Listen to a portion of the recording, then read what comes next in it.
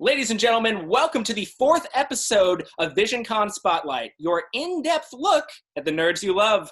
I'm your host, Zach Wilson, but you didn't come here to see me today. You came to see the man of the hour.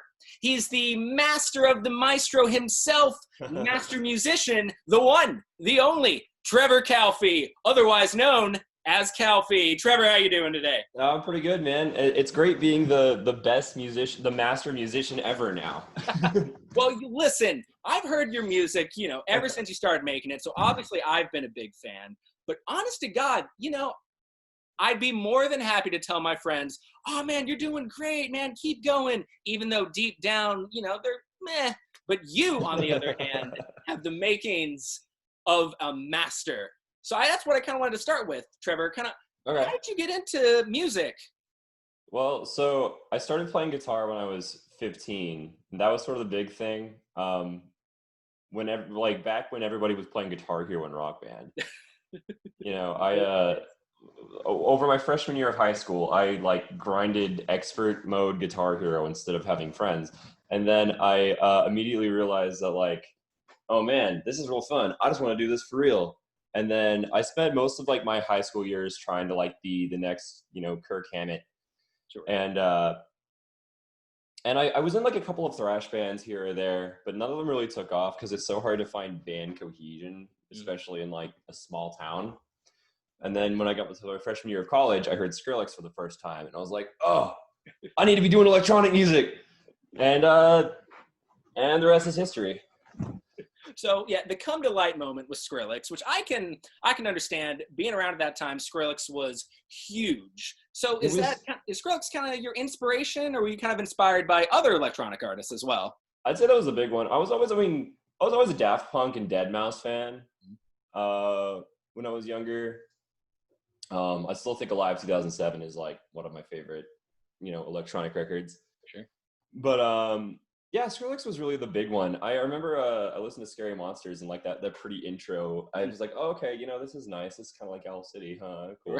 And then when that drop hits, my head exploded. It was okay, yeah, this is it. But I mean, of course, there's as time goes on, there's going to be other ones. I think right now Porter Robinson is probably what I'd consider one of my biggest inspirations, even though I don't really sound a whole lot like him. Well, speaking of your sound, which I think is very unique, people can find you on YouTube, Spotify, Apple Music. Is there any way that people can't find you? I mean, I'm sure I'm not a lot of I'm not really not in record stores yet, so that's a good place to not be able to find me. But, Sure. But so walk me through your process, Trevor. Okay. Now, obviously it's not just you're hitting a bunch of keys and boom, there's a song. There is a ton more work involved. So kind of just walk us through a little bit of your process. Actually, no, you nailed it. I just hit keys and no. So I've started breaking up my sessions into sound design sessions and songwriting sessions, more right brain, more left brain kind of thing. So sometimes I'll be sitting there really, I mean, there's no golden ticket to how the song is written. There's no one set path. If I found it yet, then I probably would have had way more records produced by now. But so sometimes I just kind of sit down at a keyboard. I got this MIDI keyboard that's broken now, but I'll sit down at the keyboard and I'll just noodle around with different scales and stuff until I kind of come up with a little melody that's really catchy. And then other times I'll be sitting in my synth, just coming up kind of in mad scientist mode, trying to come up with the most weird, messed up crap I can come up with. Or maybe take a vocal and splice it and reverse it and run it through guitar amp distortion and just see what happens there. And then other times I just make hip hop beats and then throw stuff over that. And it's just really different every time. But you always got to start with there's always a little seed that you got to start with. Every time I jump in trying to I'm going to write a full ass song. That's not how it happens. It's always when I'm just making these little seeds and then I just kind of keep iterating and then it'll grow into a big song tree. So is it the evolution that you kind of described that kind of draws you to electronic music? Oh yeah. It's so, I mean, electronic music is so there's so many things under that umbrella, you know, because I'm really into a lot of different kinds of music. I was a metalhead all throughout high school, and then obviously I got into dubstep when the entire world did. But I've also been listening to like a lot of rap lately. I like a lot of like synth pop, or just pop artists in general. And electronic music says you can have all of that. You can have your hip hop beats, maybe with some like stuff going on. You can have headbanger dubstep. You can have like catchy, you know, like piano melodies or vocal hooks. All of that is fair game as long as it gets people grooving and there's a lot of bass to it. And that what I think is just so great, because like sometimes I'll be listening to like old new metal records, like, oh, I want to make bounce riffs, or I'll be listening to like the new Weekend track and like, I want to make an 80s synthwave kind of sounding thing. And you can do that, and there's a way to make it all sound cohesive together, and I just think that's great. There's so much potential there. And so do you find that since electronic music is so open-ended and you can really do whatever you want with it, you know, you think that's why it's remained prevalent and prominent in kind of pop culture lately? Oh yeah, absolutely. I also think just the accessibility of production software, I really feel like Ableton Live and Fruity Loops are like the new electric guitar. You know, it's so easy to be a bedroom producer. You even see like SoundCloud rappers, or just like even just like solo pop acts from, you know, all pop acts. You know, these people just make like produce their own stuff that I feel like was hard to do even like 10 or 15 years ago. So yeah, I think that's a big part of it, and they all come built in with like synths there, so it's so easy, just like, oh, I'm gonna add an 808 and maybe like a little saw here. Yeah, and I just think there's so much more room to go. I think it's got a long road ahead of it. And so speaking of, you know, kind of different softwares and, you know, kind of things you can do with it, for the folks watching at home that are, you know, interested in becoming, you know, electronic musicians, what were some of the programs or tips that you would give them, or maybe even things that you would avoid?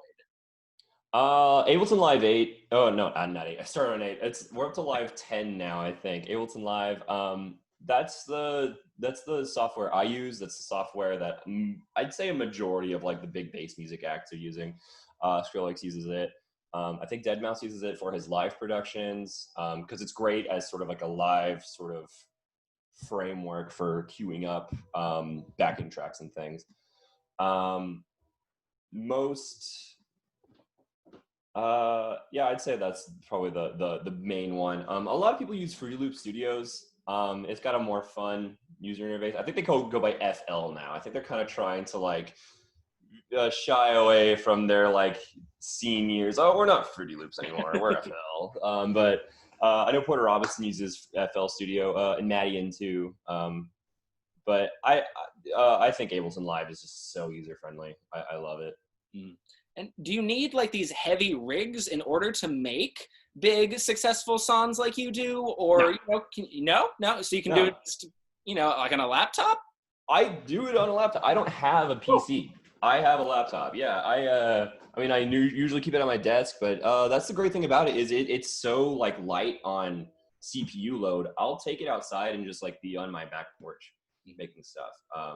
Or I'll load it up in the car and I'll like go to the park or a coffee shop when, you know, in the before times, that's how I would do. But I'd say that's what's great about like producing a laptop, is because I can be in a different headspace at different locations. I'm not like bound. I know some people like really need that like studio zone, but I'm so bad at like, if I sit in one chair for too long, just like defaulting to YouTube.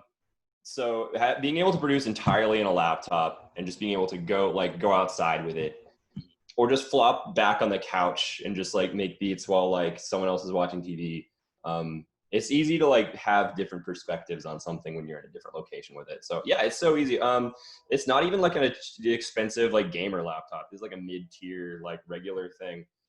And you can mix on just regular headphones. Well, not regular. I mean, they have to, you know, be decent quality. Nothing, you know, they have to at least produce some low end. But yeah, I don't have like a big like mixer system, or I have a couple monitor speakers, but those weren't terribly expensive. But even before I got them, like I was making stuff on headphones. Sure. Well, Yeah.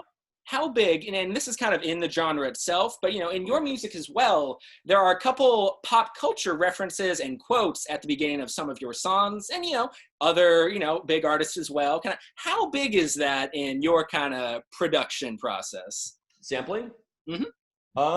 I'd say it's decently big. It's a great way to like add decoration to a song. And I think that's definitely something that I'd say most genres are sort of going to, at least as far as, because you listen to the radio, like pop and rap songs, there's always like samples here or there. Like sampling and like, beat sequencing and electronic music have always gone hand in hand. It's just such a nice way to decorate a song and add some maybe context that wouldn't have already been there. As far as references, I don't even know what movie the sample at the beginning of Thrill House is from. There's this website I go on called Splice. You pay like X amount of money a month, and you get like just millions and millions of cleared, like good for commercial use samples. And then I found this pack of just vintage movies. And I went through and I just listened to, and then luckily they were all like from like vintage horror movies, and I was kind of going for like a kind of a horror-ish vibe with the new music I'm going to be coming out with. So I was like, oh, this is perfect. So I just like to throw those in there. I think they add a nice sort of like vocal decoration to an otherwise mostly instrumental track. Sure. Well, where can the folks, watching at home kind of check out your music and check out more of you? Any links they can find, anything like that? Yeah, so I'm on Spotify, just under Calfee. It's when you type it in a search bar, it's hard to come up with. There's like someone running a podcast that also has my last name, and it's like, you want to listen to her podcast, right? And it's like, well, I mean, I'm sure it's good, but I think if you type in Calfee Thrill House, that's the new track. That should be easier to find. It's got way better SEO, and then obviously YouTube/Calfee. And I have a Facebook page. I mean, I'm on all the socials, Facebook, Twitter, yada, yada. But I'd say Spotify and YouTube are like the big ones. Oh, I'm on Apple Music too. And I think iTunes, the distributor like sort of does all of that. Sure. All right. Yeah. Well, guys, all those links that he mentioned are going to be down there in the YouTube description below. And ladies and gentlemen, that's it for episode 4 of Visioncon Spotlight. Now, before we wrap things up, Trevor, you want to leave us out on anything? Any final thoughts? You're in the headlights mode. Oh, fuck. Darn. I'm not allowed to cuss in this, right? Nah, it's fine. It's a pretty laid-back show. Okay, yeah. Stay safe. Wash your hands. Don't go out unless absolutely necessary. We'll get through this. I said it better myself. Ladies and gentlemen, this has been episode 4 of Visioncon Spotlight. I'm your host, Zach Wilson, but much more importantly, this has been my special guest, Trevor Calfee. Make sure to check out the links below, guys, and always remember that life's better when you have friends to share it with.